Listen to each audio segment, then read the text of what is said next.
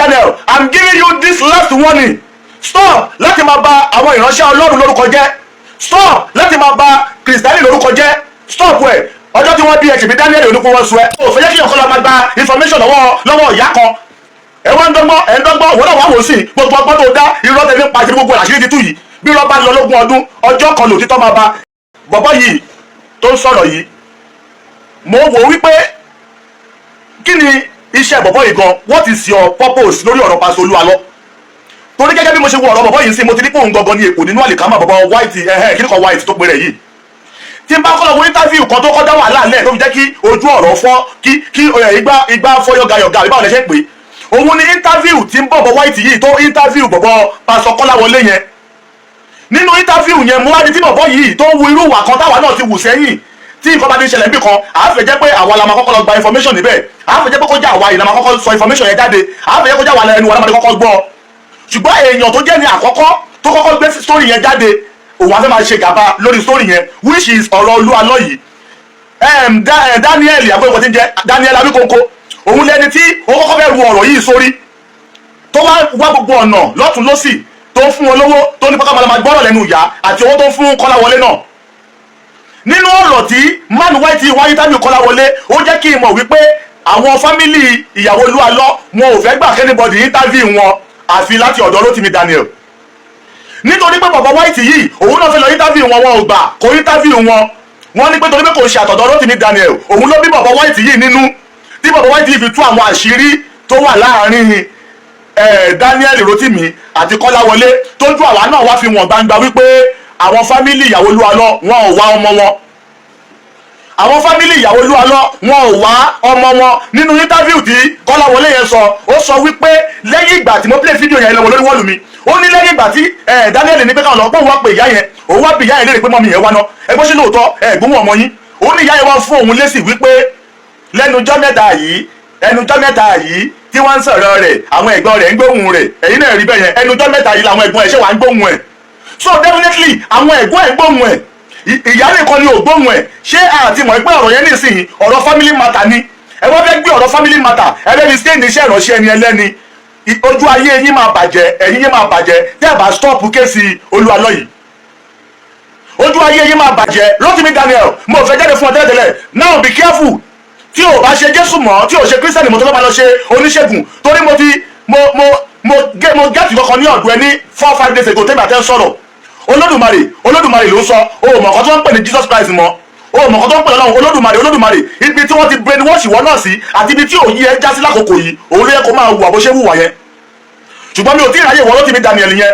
but stop láti máa bà àwọn ìránṣẹ́ Olúwa ní orúkọ jẹ́ stop láti máa bà Kristẹni lórúkọ jẹ́ stop ẹ̀ before it is too late before I come for you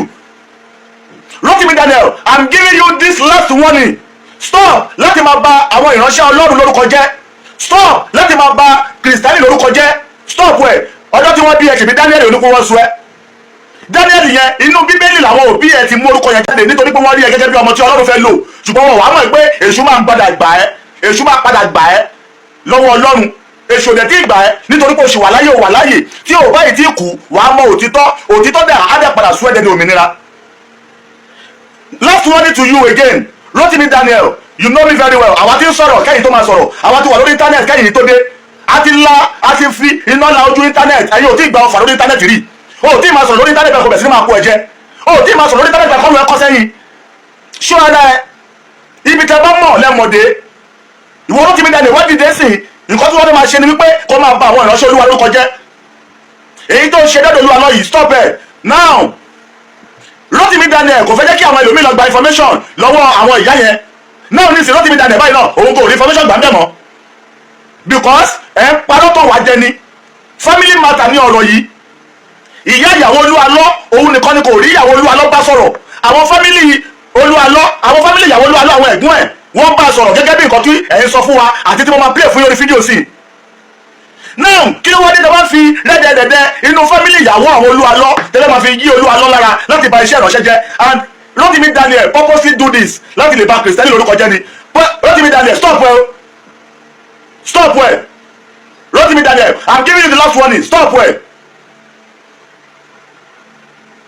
o fẹ́ jẹ́ kí ọ̀kan lọ máa gba information lọ́wọ́ ìyá kan ẹ wá ń dọ́gbọ́n wọ́n náà wá wò sí gbogbo ọgbọ́n tó dá irọ́ tẹ̀lé pàṣẹ gbogbo àṣírí ti tú yìí bí irọ́ bá lọ lógún ọdún ọjọ́ kan lòtítọ́ máa ba èyí ni mo fẹ́ kó jẹ́ bí òwe fún ẹ pé gbogbo dáadáa tó ń ra wọlé yìí ọjọ́ tó ju ẹ bá là Ọlọ́run jẹ́ kó ju ẹ là sí sáré o Ọlọ́run jẹ́ kó ju ẹ là sí ibi tára màtí ni ẹ. now ẹni bọ̀bọ̀ tó ń sọ tó fẹ́ sọ̀rọ̀ yìí òun àti Rotimi Daniel ni wọ́n jẹ́ kí ojú wa là báyìí torí bọ̀bọ̀ tó fẹ́ sọ̀rọ̀ yìí òun náà fẹ́ lọ gba information lọ́dọ̀ àwọn ìyá ìyàwó Rotimi Daniel ṣùgbọ́n wọn ò fún láyè nígbà yẹn nítorí pé àwọn èèyàn sọ pé torí kò wá látọ̀dọ̀ Rotimi Daniel but now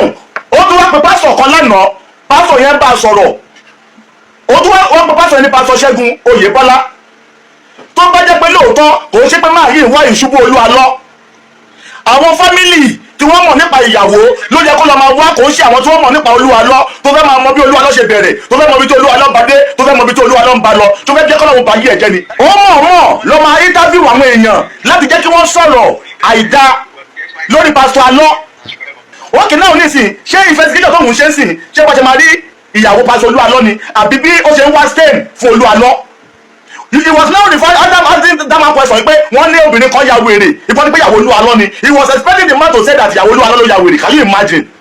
kí ni ohun tẹ́ fẹ́ rí nínú ká máa ba ìwọ̀n ìránṣẹ́ Olúwa lórúkọ jẹ́ there is one another pastor náà tí mo rí olórí lórí TikTok mò ń bọ̀ gbogbo yín màmá jáde fún yín lẹ́ẹ̀kọ̀ọ̀kan ni because gbogbo yín tó bá ní pé kẹ́ wá sọ secret life yín tẹ́ ẹ̀ ń ṣe ní kọ́nà àti ẹ̀ lè sọ fún yàn none of you tó lè jáde tó lè sọ fún wa gbogbo yìí pastors yìí gbogbo ẹ̀yin ìránṣẹ́ Ọlọ́run yìí tí gbogbo wa ń sáré wá báyìí ọ̀pọ̀lọpọ̀ yín ò lè sọ fún wa ohun tẹ́ ẹ̀ ń gbé ṣe ní kọ̀kọ̀ tí kò dára pẹpẹ ọ̀pọ̀lọpọ̀ yín rùn pẹpẹ ọ̀pọ̀lọpọ̀ yín ti ń datọ́ wárápá ti wà lórí pẹpẹ ọ̀pọ̀lọpọ̀ ó kàn fáyín ni ẹ kàn ṣe ní POP ni ìdọ̀tí ló wà nínú ọ̀pọ̀lọpọ̀ ṣọ́ọ̀ṣì lónìí gbọ́ Jésù kò ní kúrò láàyè ẹ̀ Ọlọ́run sì máa jẹ́ Ọlọ́run lábẹ́ àkóso bó tilẹ̀ òǹkórí rádá Rotimi Daniel sọ pé kò sí o rádá Rotimi Daniel Olódùmarè tó ń pè yẹn kí ló mọ̀ tí wọ́n ń pè lólódùmarè Rotimi Daniel let me teach you lesson ọ̀rọ̀ Olódùmarè sọ Ọlọ́run kì í ṣe Ọlọ́run mọ́ orúkọ torí ẹ̀ ní Ọlọ́run fi sọ pé mo gbé ọ̀rọ̀ mi ga ju orúkọ mi lọ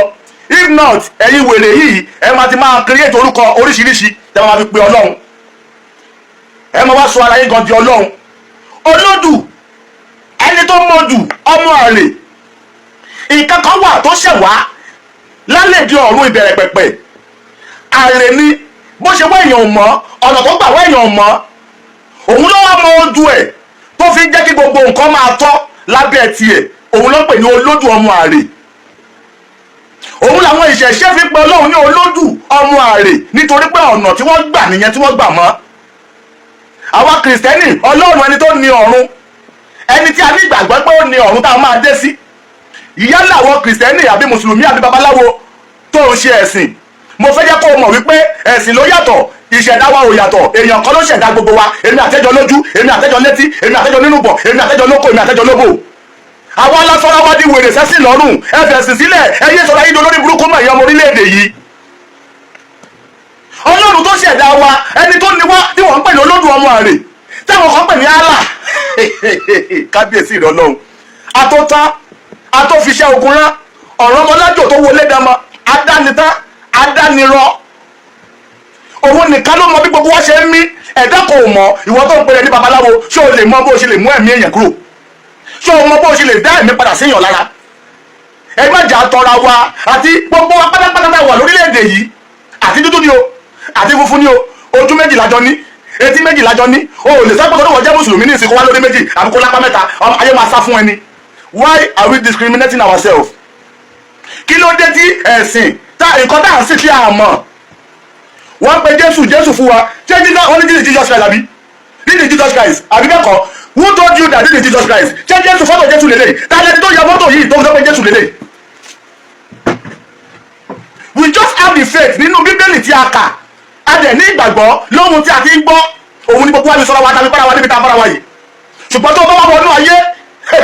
tí Ọlọ́run fún yẹn bá fi ra ẹ̀wọ̀n tó bá fi ra ẹ̀wọ̀n ẹ̀ wàá mọ irú èèyàn tó jẹ́ wàá mọ irú Ọlọ́run tó ní take it or you leave it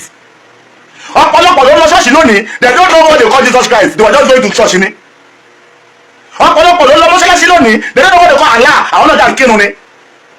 ọ̀pọ̀lọpọ̀ ló wà ní lédì lónìí wọ́n kàn ṣàwo ni wọn ọmọ kan tó wọ́n pè láwo ẹrú awo ní gbogbo wọn wáyé tí gbogbo wa ń dààmú ara wa lórí kan tí ò sọ̀rọ̀ táwọn wá kiri wáyé tí gbogbo wa sọ̀rọ̀ wa ti wèrè sórílẹ̀-èdè yìí Musa táwọn ń pè ní Moses ṣèbí Sárà ọmọ ẹ̀ ló bí Áísákì tó fi ìgbàgbọ́ kìrìsìtẹ́nì lélẹ̀ fáwọn àbíbà ìtúnu wá fi ń dùn pé yẹ́sì o alẹ́ àbí. ẹrú ẹ̀ òun ló bí Ismail tó ń ṣe mùsùlùmí lónìí. Kẹ́sà ìyàwó ẹ̀ kẹta òun ló bí tó ń ṣe ṣègùn lónìí. ẹ̀rọ adákùn kí ló wá mú wa táwa ṣe bí ìwèrè táwa ń dààmú ara wa. ọlọ́run ẹ̀ tó o ní tó ń bọ̀ sí tó fi sọ́mọ́ nìkejì jẹ́ bí ọ̀tá ẹ̀ ọlọ́run ẹ̀ yẹn kò lè ṣe nǹkan tí ọmọ nìkejì yẹn tó lè ṣe o. We have only one God. And that our God, òun ni ẹ̀mí wa tí a fi ń mí. Your mind will tell you the kind of God you are serving. Ẹni tó jẹ́ pé búburú ló máa ń ṣe láyé ẹ̀, irú ọlọ́run tó ń ní ó ti wà lọ́kùn ẹ̀, ó nìyẹn. Ẹni tó dẹ̀ mọ́ búburú ṣe tó jẹ́ pé rere ló mọ̀ ṣe láyé ẹ̀, irú ọlọ́run tóun náà sìn, òun nìyẹn tí a ti rí yẹn. Adẹ́rù pé ká lọ sí ṣọ́ọ̀ṣì láti sọ pé àmọ́ ọlọ́run ni. Ọ̀pọ̀lọpọ̀ lọ ṣọ́ọ̀ṣì kò lọ mọ́ṣáláṣí, wọ́n gbàgbọ́ pé ọlọ́run yóò máa jẹ́ ọlọ́run, irú èmi yìí. Torí ọlọ́run ti fi gbogbo ẹ̀jẹ̀ mi ní gbogbo ọ̀nà àti ìlànà kìíní ni o àtọ̀nà kejì ni o àtọ̀nà kẹta ni o ọlọ́run ti fi ara ẹ̀wọ̀n mi. mò ń bọ̀ mi ò tíde ó dàbọ̀jọ́ ẹ̀yin bàbá yẹn ẹ jẹ́ kí orí yín pé ìwọ tó fẹ́ ṣe Christian ìwọ kò wá gbèsè pé ò ṣe Christian mọ́ kó a máa nullify the Christian àìmọye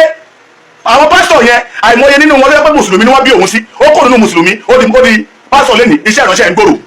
àìmọye àwọn àfáà míì ló jẹ́ pé kìrìsìtẹ́nì ni wọ́n bí wọn sí wọ́n dẹ̀ dà àfáà lónìí bọ́lá òun ṣe ní káyé wọn orí nìyẹn. wá gbọ́ o àfáà tó ń ṣe àfáà tó di bílíọ̀níà àfáà yẹn náà lẹ́lòmíì ṣe tó ń tọrọ jẹ o.